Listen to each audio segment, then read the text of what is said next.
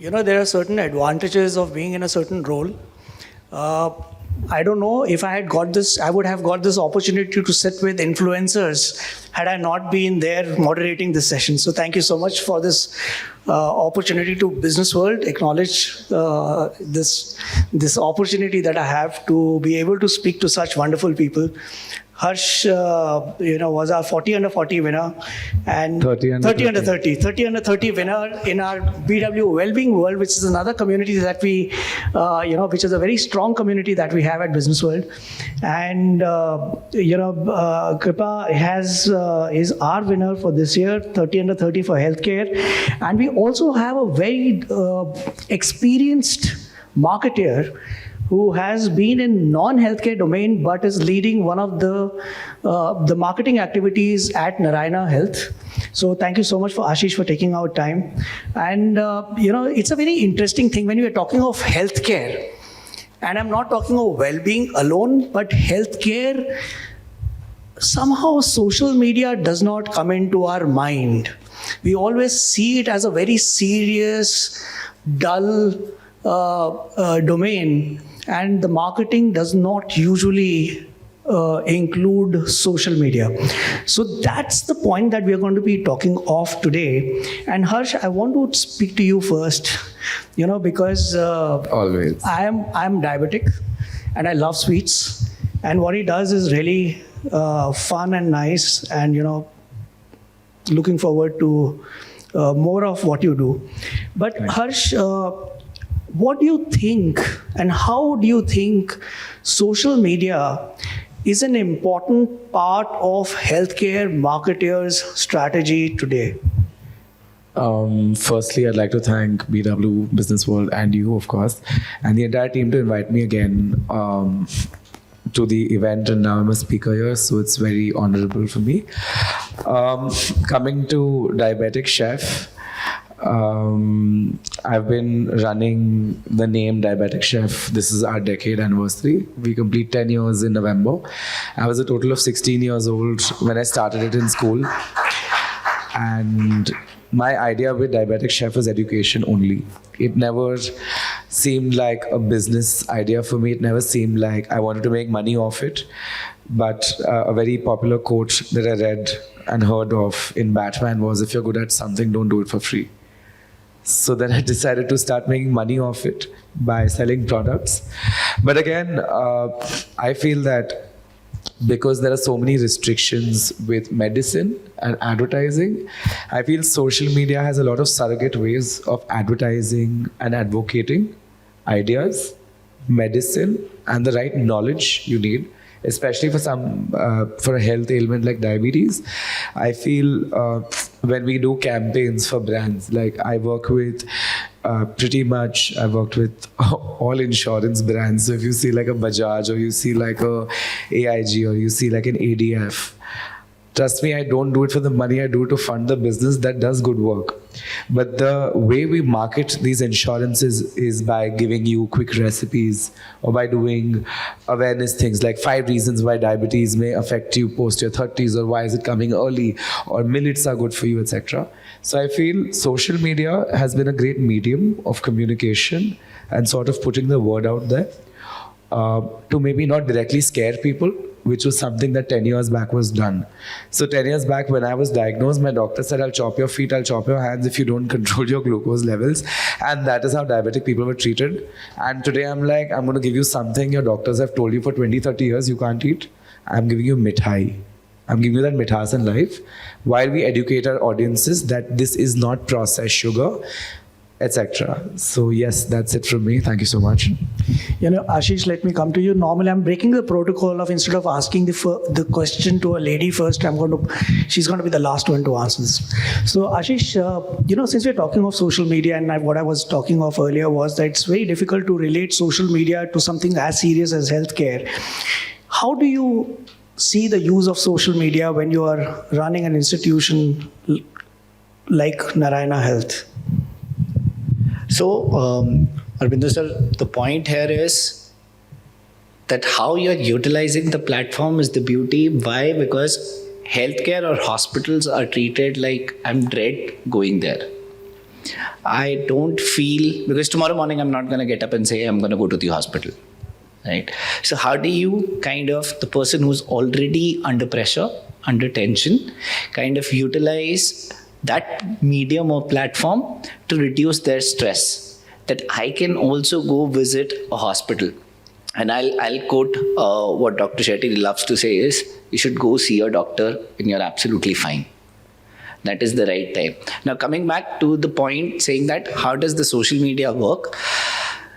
See, the importance comes out that when I'm going to go there, nobody's going to put me on the bed. That is the kind of the simplicity of the message that we need to solve with the platform. And if we are able to do that with the help of influencers, that's I think is the jackpot. For somebody as serious as business into healthcare, which is hospitals where you're treating lives. Kripa, let me come to you. Your channel on Instagram, your handle on Instagram is popularly known as Burgers to Beasts, right?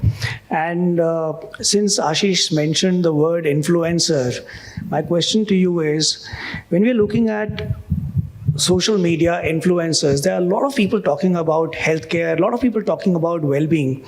Many of them themselves are not qualified to share this information. And healthcare is a very serious thing when it comes to what is it that you're saying and the acceptability of what is being said. How do you differentiate between a healthcare influencer and a healthcare enthusiast, healthcare practitioner? And what is the kind of responsibility that you think these people need to have when they're on social media talking of something which could be, impacting other people's lives? I think that's a great question, and I think social media is a double-edged sword. On one hand, it's given rise to the rapid dissemination of information, and it's given everyone a voice. But on the other hand, it's given rise to the rapid dissemination of information and given everyone a voice. The important thing to note with social media is a lot of the content is posted for engagement and not education. So it's perfectly fine if an influencer or a user is posting their wellness routine, their skincare routine, drinking more water, moving more, eating more vegetables. That's baseline recommendations, so long as they're not advising others to do the same. Because I think individuals are unique and their care should be too. Now, what happens is typically when users hop onto social media, they see these routines and they say, hey, maybe I should try it too. Again, baseline recommendation, great. But if influencers don't have the right credentials to offer advice, I think they should pretty much refrain from making content about important topics like type 2 diabetes education, the pros and cons of intermittent fasting, and leave that to the experts, because I think that lends a little bit more authenticity, and it's more likely that that advice would be research-backed than based on headlines. Tell me one, yeah. If I may add, right? So we are speaking about, it's now okay. So we are speaking about type of influencers. What about a healthcare brand itself being the influencer? That can also be an opportunity. Absolutely. So why I've picked up the conversation, then our YouTube channel or our Facebook channel are the biggest in the industry. We have the largest following. And just Kripa, adding to your point, if the education is correct, the engagement will come. So I think if you have to balance those two, I think healthcare brand itself can be the influencer. Ashish, you've brought up a very beautiful point, and let me ask you this next question, that why can't healthcare practitioners, doctors, become influencers? Absolutely. Absolutely, yes. How do you do that? I mean, are you Yes. Doing this, Yeah. and how? So, of course, after exchanging that you need the blue ticks, we've got their blue ticks as well. And not only that, you won't imagine the power of information that they have, which needs to reach out to people, is immense. Imagine they had just arm's length of their information going to. Now imagine their reach becoming so much, and there are enough already medical practitioners who are big names in the social industry in terms of they being influential, and that is what our intent is also. So let's have a replica of this in the offline world, how it used to be earlier. Our doctors being the influencers at a ground level when we all are sitting like this. Now we're changing the medium and giving them the phone. And they do a fabulous job. So, Kripa, let me come to you because, in fact, you and Harsh both can, share your thoughts on this. It's easy to say that, a doctor should become an influencer because one of the realities of social media is that you need engagement. And it is tough to engage people on media. It's really, really tough. Which means the doctors have to come out and do something or bring out a different aspect of their personality. What is your insight on this? What do you think? Is it good for a doctor to do this? I would not say it's good. Is it okay for a doctor to bring out that side of a personality, or would it actually be detrimental to his practice and what people think of him or her?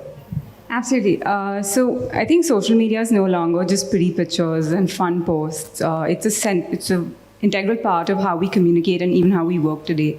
There's hundreds and millions of users spread across different platforms, and it's safe to say several of them are businesses or even practitioners. But it's also easy to get lost in the mix. I remember this one quote that said, people don't buy what you do, they buy why you do what you do. And I think social media is a great way to communicate that with your messaging, your tone, your imaging, and staying true to yourself while doing so. Because sometimes you create content for the masses, and then it's just like every other post. But I feel like if you're able to really stick to your guns and put yourself out there, you'll find your community within this massive sea.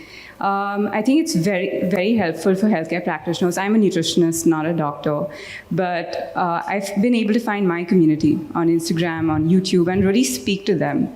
It's not really about the likes for me, it's about how many people can I get through to that? Can I make an impact on 2 out of the 100 people that have liked my post versus just get 200,000 likes and have nobody actually follow through with that. I think the same goes for healthcare practitioners. And we spoke about this earlier today, that when we think of doctors, when we think of medical care, it's operating from a place of fear. Because I could be wrong, but in India, I feel like typically that tends to happen from a curative lens, not a preventative lens. So I feel like if more was spoken about preventative care, it would take away some of the fear. It's telling people that, hey, you don't have to be diabetic to walk into my clinic, but walk in and maybe we can reduce your risk, if at all. Hello. Yes, hi. Okay, just a small request. Can you take the video essay so it works in a reel instead of taking it on the landscape? That's my friend, by the way. It just works better for Instagram. So anyway, coming back, I don't like to identify as an influencer. There are multiple reasons why. I'd like to call myself an anti-sugar activist, because I feel that I'm not influencing anyone's lives in quitting anything or doing anything. In fact, I'm Hindi में एक बोलते ना तुम उंगली कर रहे हो किसी को. So I'm the one who does ungli to the brands who sell sugar. And there are a lot of these food farmer and all these folks who've just come up who are just going like, this has palm oil and this has sugar. And I've been saying that for 10 years. Just that I could not name a brand because my father couldn't afford a lawyer probably to fight these bigger corporations. But on a serious note, I think we all come with a certain sense of responsibility. I have some very, very dear friends who are doctors and big influencers with millions of followers. There's Dr. Cutris, Tadaya Vaidya. She speaks about sexual health, something that women in India generally do not speak of publicly, but she went in and out and then she got along with it. There's Manan Vora, who's an orthopedic surgeon, I think. I'm not sure. Don't hate me for it. Yes, he's an orthopedic surgeon. But I have a couple of friends who are in the medical field, and they mentioned very clearly that we're not here to prescribe medicine or take appointments. We're here to share educational information. While, of course, everything that is glorified on social media translates to business. But why are we all living then? Everyone wants to make money. They get their... I don't know what's the right word to use these days. Is it patients or clients? It's clients, right? Patients, the medicine, customers, is the right word. So the medical journal came up with this whole thing that you can't call them patients, you call them customers now.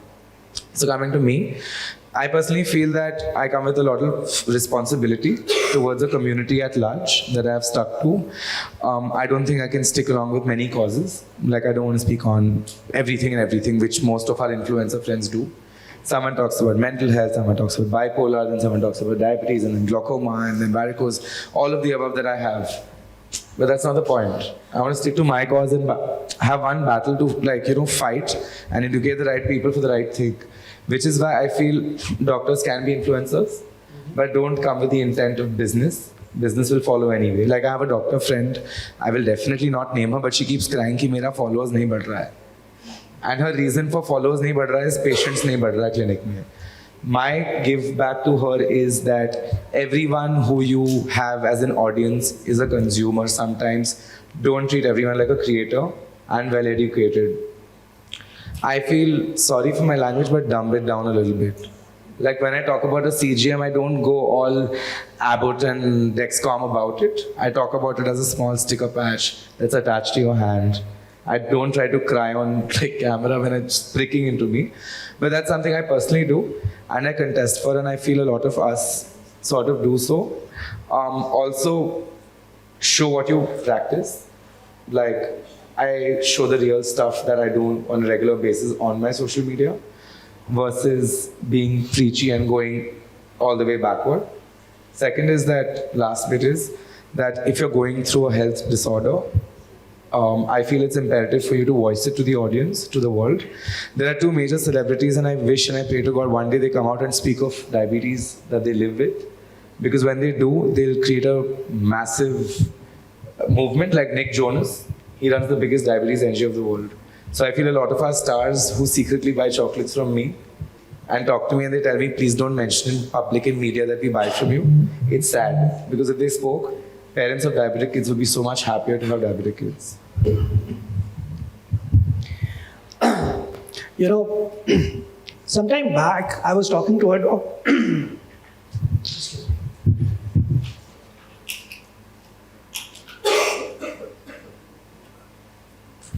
Sometime back, I was talking to a doctor, and we were talking about social media, and I was insisting that, you must start getting onto social media, you start sharing your knowledge with other people, and the question was, why do I do that?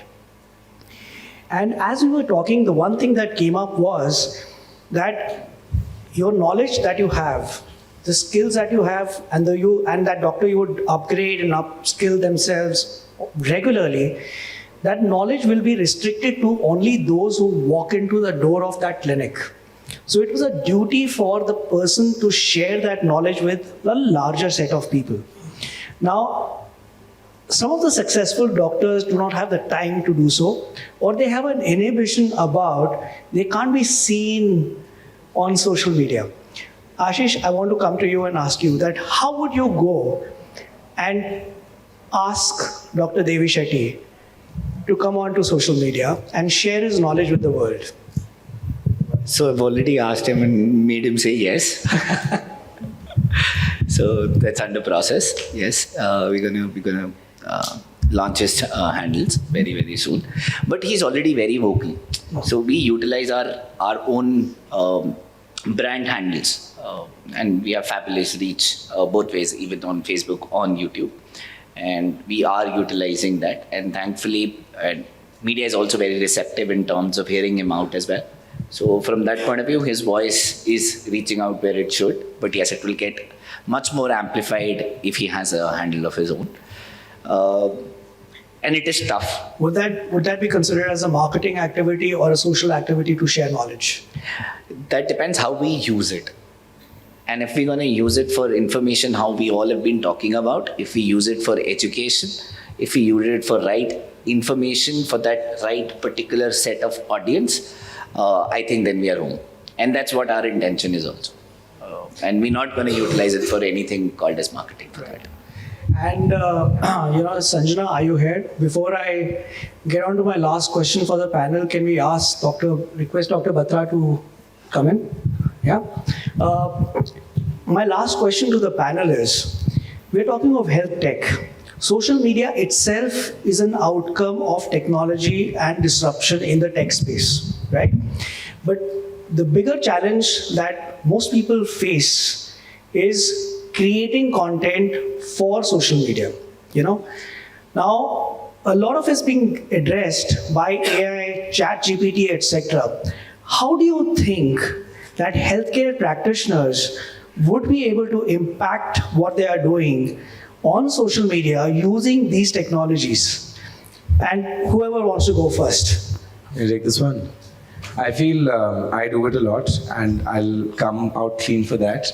I use ChatGPT to write LinkedIn posts, and I feel it's a great space to be in. Of course, I curate what I write because AI with the right prompts comes out with the right answers. Otherwise, if you ask for an umbrella, they might give you a goose. But if doctors, they don't need to do knowledge sharing using AI, but maybe topics can be derived from, suppose I'm brain fogged and I'm like, I don't know what to write, I don't know what to do. So maybe a typical 2-week social media strategy or topics that I should speak about as an orthodontist. So dental healthcare, cleanliness, hygiene, going for cleanups, etc., etc., etc. So doctors can maybe pick out those pointers and post about it, write about it, create stuff out of it. And off late, just a little heads up to our younger audience in the audience. ChatGPT has recently collaborated with Canva. So now you can literally create posts by just giving a prompt. So you give them the right prompt, you get the right post. You don't have time to post it. You don't have the time to create it, just go and stick it on the internet and your audience knows what you want to put out. So maybe that. Kripa, what would be your take? Because, does ChatGPT or products like these take away the authenticity, which is the underlying emotion which brings the correctness in healthcare? I definitely agree with Harsh on the fact that actually, I think anyone who's ever created content has probably hit a content block at some point in their life and has just gone 2 weeks with saying, what the hell do I post? Yeah, I don't know what to post. So I think in terms of just generating new ideas, you can feed in the kind of content you do ask ChatGPT to analyze your content and come up with ideas to help with that block. And I think even Canva, again, in terms of cost-effective marketing for a lot of new healthcare practitioners, they don't need to hire a graphic designer to do so. You combine ChatGPT and Canva and you've got stellar content right there. But even if someone is using ChatGPT to write their content, just probably adding your own spin to it would just be helpful. Ashish, do you think something which is as serious as healthcare content, which would typically come in from a doctor as an, whether it is busting myths, etc., would you encourage the doctors in a hospital to start using ChatGPT to create their content, or would you tell them that please do not use ChatGPT at all?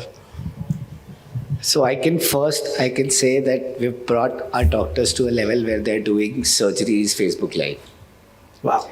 Which is helping students or who are doing their PGs in different colleges to see how it is done and get the experience firsthand.